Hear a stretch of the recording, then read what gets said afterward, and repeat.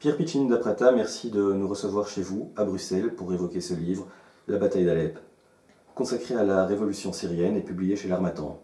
C'est un témoignage terrifiant que vous nous livrez, mais c'est aussi un grand récit d'aventure. Alors, un grand récit d'aventure, je n'utiliserai pas cette expression.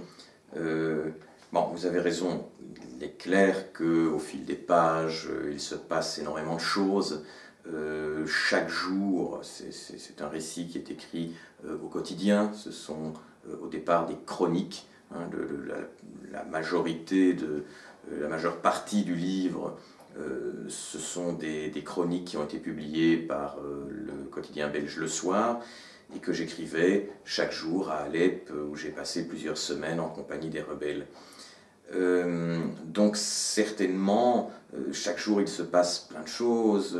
On est dans une situation exceptionnelle, on est dans une ville en guerre, il y a des combats, il y a des gens qui souffrent, des gens qui meurent, il y a aussi des moments de bonheur, il y a des moments de joie, il y a beaucoup d'émotions. Donc certainement, ça ressemble un peu à un roman dans la mesure où des vies se croisent, se recroisent. On suit l'évolution de personnages qui disparaissent à certains moments, qui réapparaissent tout au long de ce récit. Et peut-être, oui, inconsciemment, au départ, et j'écris ces récits de cette manière-là, dans le but d'accrocher l'attention du public. Je ne voulais pas faire de ces chroniques un ouvrage de science politique, même si je donne les clés d'interprétation de ce conflit très compliqué tout au long du récit, mais je voulais qu'il soit accessible à un très large public et que le public puisse entrer avec moi dans cette guerre, dans cette bataille d'Alep, dans cette terrible révolution syrienne, qui nous paraît très compliquée, qu'il est probablement, qui nous paraît très éloigné de nous, alors qu'en fait la Syrie a une façade maritime sur la Méditerranée. C'est un pays très très proche, à quelques encablures de Chypre, tout près de l'Union européenne. Et je voulais que le lecteur puisse se sentir concerné par la souffrance de ces gens dont j'allais témoigner. Donc certainement, inconsciemment au début, plus consciemment petit à petit par la suite, quand avec la rédaction du Soir nous nous sommes rendus compte que ces chroniques avaient beaucoup de succès et intéressaient le public, j'ai continué dans ce style de récit.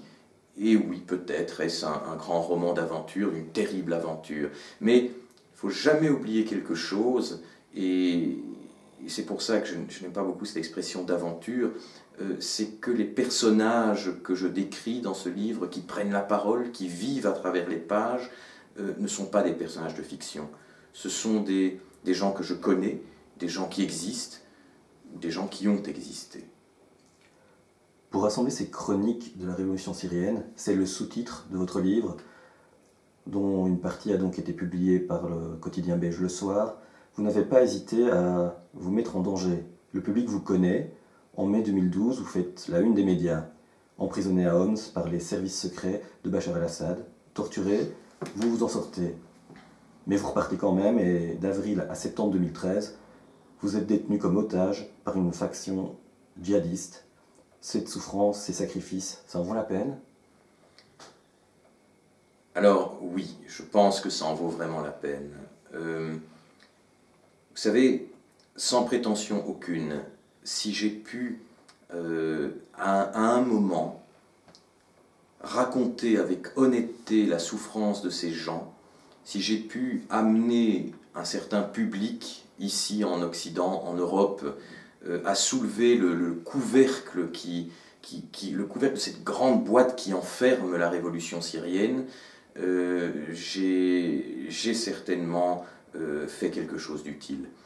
Quand je me rends sur place, les populations qui me reçoivent m'interpellent toujours de la même manière. Ils me disent merci. Merci d'être là, merci de prendre le risque de venir voir ce qui se passe chez nous, de venir témoigner de notre souffrance et de la transmettre ailleurs pour qu'on sache ce qui se passe ici. Je le disais, la Syrie, c'est comme une grande boîte avec un couvercle que personne ne veut soulever, tellement les horreurs se multiplient à l'intérieur de cette boîte. Or, précisément, la souffrance, cette souffrance dont vous parlez, c'est l'objet de ma quête. pas ma souffrance, mais la souffrance de l'autre, la souffrance et l'humanité de l'autre vers lequel je vais, à la rencontre duquel je vais. Et je vous dirais également une chose, je crois avoir appris quelque chose sur le terrain, sur les différents terrains des printemps arabes et en Syrie en particulier. Je crois avoir compris qu'il est très malhonnête de parler de la souffrance de l'autre sans avoir été à sa rencontre, sans avoir connu cette souffrance, et peut-être même plus sans avoir souffert soi-même. Ça, c'est indécent. Parler de la souffrance de l'autre depuis le fauteuil du bureau d'université ou d'une rédaction, c'est pour moi indécent, c'est malhonnête. Pour parler décemment et honnêtement de la souffrance, il faut l'avoir connue soi-même. Et donc certainement, si j'ai pu à un moment décrire cette souffrance avec honnêteté, ça en valait la peine. Historien, politologue, humaniste, auteur engagé aussi, on vous a qualifié d'intellectuel franc-tireur. C'est vrai que vous ne mâchez pas vos mots, et notamment, vous dénoncez les travers de la presse qui, selon vous, n'a pas appréhendé ces révolutions arabes et qui n'étaient pas présentes sur le terrain. Certains journalistes vous ont pris à partie pour ça, dont le prix Goncourt, Jonathan Littell, qui s'était rendu en Syrie lui aussi. Dans votre livre, vous réglez quelques comptes. Alors, est-ce que je règle des comptes bon, en quelques pages, peut-être. Enfin, disons que j'ai effectivement un rapport assez compliqué à la presse, parce que précisément, sur le dossier syrien en particulier, je suis entré à plusieurs reprises, 8 voyages au total, dans un pays où les journalistes sont interdits d'investiguer par le régime. Il est très difficile pour des journalistes étrangers d'entrer en Syrie et de pouvoir enquêter librement. Donc, c'est très risqué aussi, c'est très dangereux.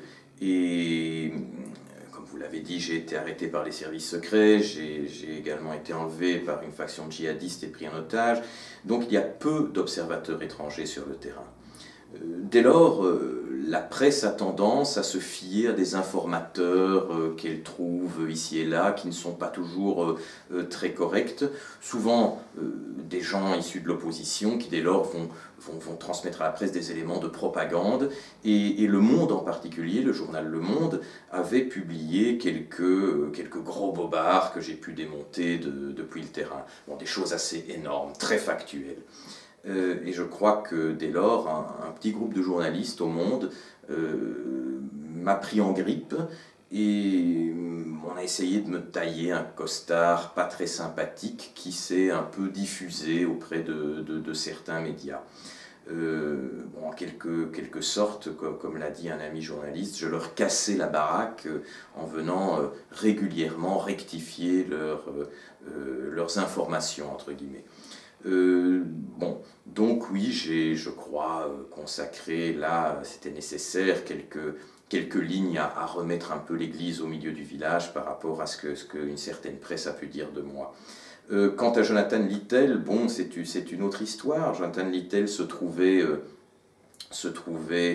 à Homs alors que j'étais moi en Syrie pour un long séjour. Il passait quelques jours avec des rebelles dans la ville assiégée de Homs et il a donné dans une série de reportages au Monde depuis Homs une vision très fausse de la situation syrienne.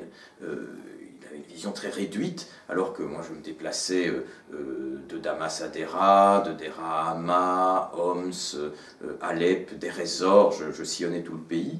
Et quand j'ai sorti mon reportage, Jonathan Littell s'est rendu compte que contrairement à ce qu'il avait écrit, il n'était pas le seul observateur sur place, à Homs notamment, où je me suis rendu également, et où j'ai rencontré les rebelles que lui avait rencontrés. Il s'est rendu compte aussi que la vision beaucoup plus large que je donnais des événements n'était pas celle que lui avait donnée, et qui n'était donc pas tout à fait exacte. Dès lors, ça l'a probablement agacé un peu, énervé certainement, et il s'est cru obligé, dans un de ses livres, de consacrer 2 ou 3 pages à me couvrir d'insultes. Bon, j'ai dû lui répondre, bien sûr, la réponse du berger à la bergère, en quelque sorte, mais est-ce vraiment important? Si vous deviez extraire un épisode de ces chroniques de la Révolution syrienne, un moment particulièrement marquant pour vous-même? Alors sans hésiter, ce serait oui, le souvenir de ce petit garçon qui devait avoir 5 ou 6 ans à l'hôpital Dar al-Shifa, que j'ai rencontré à l'hôpital Dar al-Shifa à Alep. Donc, je revenais d'une journée très harassante, épuisante, que j'avais passée avec Jabhat al-Nosra, la branche présumée d'Al-Qaïda en Syrie. J'avais accompagné ces combattants à Saïf al-Daoula, qui est un des quartiers les plus meurtris de la ville, où les combats étaient les plus rudes. Et je rentrais donc à l'hôpital Dar al-Shifa, qui était ma base à ce moment-là, où m'accueillait mon ami le docteur Yasser Darwish. Et comme tous les soirs, c'était le chaos. Le gouvernement syrien bombarde la nuit au hasard les quartiers civils d'Alep. Et comme tous les soirs, une noria de véhicules apportait des cadavres, des corps déchiquetés, abîmés, qu'on peut difficilement se l'imaginer, des blessés par dizaines. Et dans ce hall d'hôpital où je prenais des notes et où je tentais de décrire au mieux l'horreur de cette guerre pour les populations civiles, un petit garçon courait, allait à gauche, à droite, courait dans tous les sens, le visage en larmes. Et à un certain moment, il m'a regardé, a couru vers moi et s'est jeté dans mes bras. J'ai compris ce qui se passait quand j'ai vu tout près de nous les 3 corps de son père, sa mère et son grand frère. Son père avait encore du pain dans la bouche. C'était en août 2012, c'était un soir de Ramadan. Et la famille venait de rompre le jeûne quand leur immeuble a été touché par un bombardement, et les corps étaient véritablement écrasés, physiquement aplatis par les décombres. Et donc certainement la détresse, le désarroi, la torpeur de ce petit garçon, pour moi, resteront comme le symbole de la révolution syrienne. Pierre Pitchin d'Apratam, merci. Merci à vous.